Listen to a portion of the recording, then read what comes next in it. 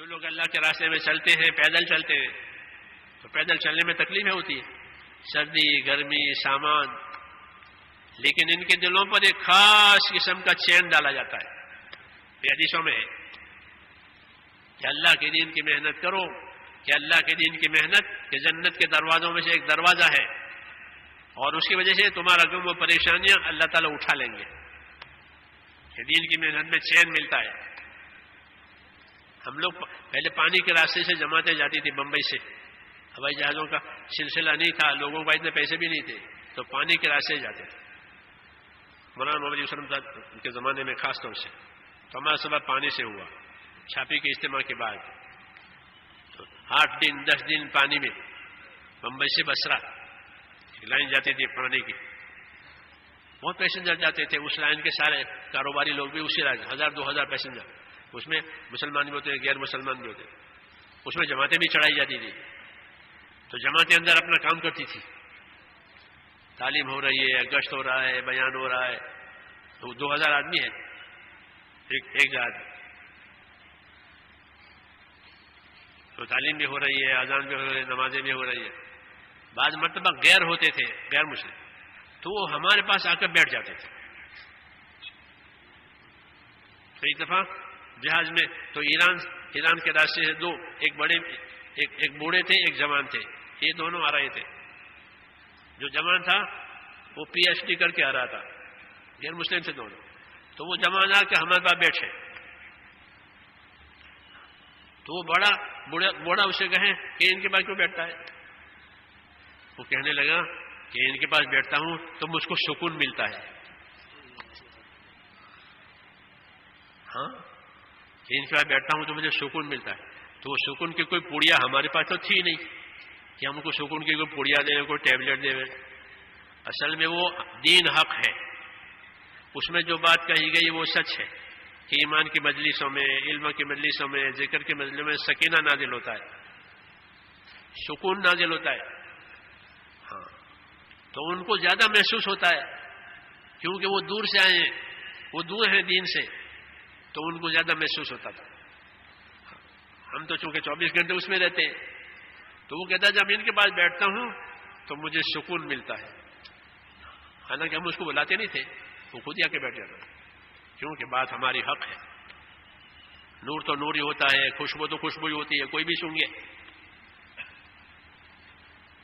تو اس لیے کہا کہ دین کی محنت کرو کہ تمہارا غم پریشانیاں اٹھا لیا جائے گا، وہ تمہیں سکون دیا جائے گا. تو تکلیف بھی ہو رہی ہے اور سکون بھی ہے. ہاں، یہ کیا بات ہے کہ یہ تکلیف کہ اللہ کے راستے کی ہے، دین کے راستے کی ہے. روزے کی وجہ سے بھوک آئی ہے، روزے کی وجہ سے پیاس آئی ہے، تو وہ بے چین نہیں کرتی. کیوں؟ ایک حکم کے ساتھ ہے. تو گناہوں کی تکلیف الگ ہے اور نافرمانیوں کی اور ایمان کی اور دین کی تکلیف کا الگ ہے. یہ تو ایک معیار نہیں ہے دونوں کا. جب ایمان کے ساتھ رہیں گے تو ایمان کے راستے میں کوئی تکلیف آ گئی کہ وہ آئے گی، لیکن اندر کے چین کے ساتھ آئے گی. ہاں، کیونکہ ہر ذکر چین دیتا ہے اور اللہ کی اطاعت کا ہر کام ذکر کہلاتا ہے.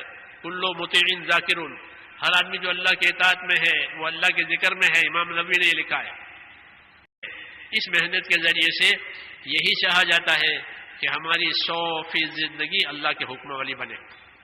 ہمارا تاجر حکم والا، ہمارا زمیندار حکم والا، ہمارا مزدور حکم والا، ہمارا مالدار حکم والا، ہمارا غریب حکم والا. اس لیے سب کو دعوت دی جا رہی ہے، سب کو یہ بات سکھائی جا رہی ہے تاکہ جو جس حال میں ہے اس حال میں وہ حکم والی زندگی گزارے. اللہ اس کو اسی حال میں کامیاب کرے گا. ہاں، غریب کو مالدار بنانے کے لیے مالدار بنا کے کامیاب نہیں، غریب کو غریبی میں کامیاب کرے گا. ہاں، بیمار اگر حکم والا ہے تو وہ بیماری میں کامیاب ہے. جی ہاں، بیماری میں کامیاب ہے. عمران بن حسین بیمار رہتے تھے، اکثر وہی بیماری کے مسائل پوچھتے رہتے تھے. نماز کیسے پڑھوں، بیماری کے مسائل پوچھتے تھے، مگر رہتے تھے بیمار.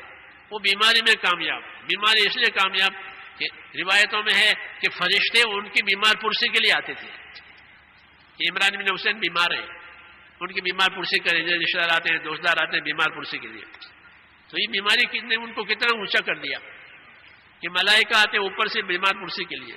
یہ بیماری میں کامیاب ہے. تو کوئی حال ہمیں ناکام نہیں بناوے گا میرے دوستوں، بشرطے کہ زندگی میں دین ہو۔ اس لیے یہ محنت کرائی جا رہی ہے کہ اپنی اپنی زندگیوں کو دین پر لاؤ۔ تھوڑی تکلیف ہوگی، تھوڑی ناگواریاں ہوگی، صبر کریں گے کہ مدد آئے گی، شکر کریں گے کہ نعمت بڑھے گی۔ اور دین تو بھلائی چاہنے کا نام ہے کہ دین کے ذریعے سے ہم اپنا بھی بھلا چاہیں گے اور دوسروں کا بھی بھلا چاہیں گے، کہ ہمارے ذریعے سے دوسروں کا بھلا ہو جاوے، دوسروں کو بھی خیر مل جاوے۔ تو یہ بندے مبارک ہیں جو خیر کا ذریعہ بنتے ہیں۔ طوبی لعبد جعلہ اللہ مفتاحا للخیر ومغلاقا للشر، کہ خوش نصیب ہیں وہ بندے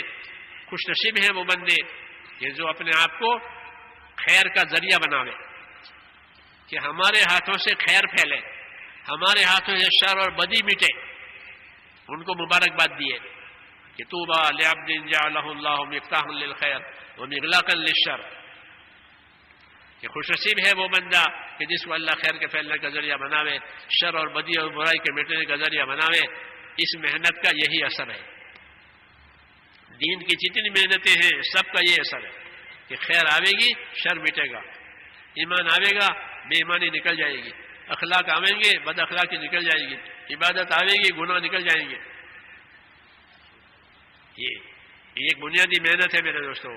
یہ محنت وجود میں آتی ہے تو دین کے سارے کام زندہ ہونے کی اس سے امید ہے۔ یہ پانی کی طرح سے ہے، یہ محنت پانی کی طرح، اگر پانی زمین کو مل گیا کہ ہر چیز اگے گی۔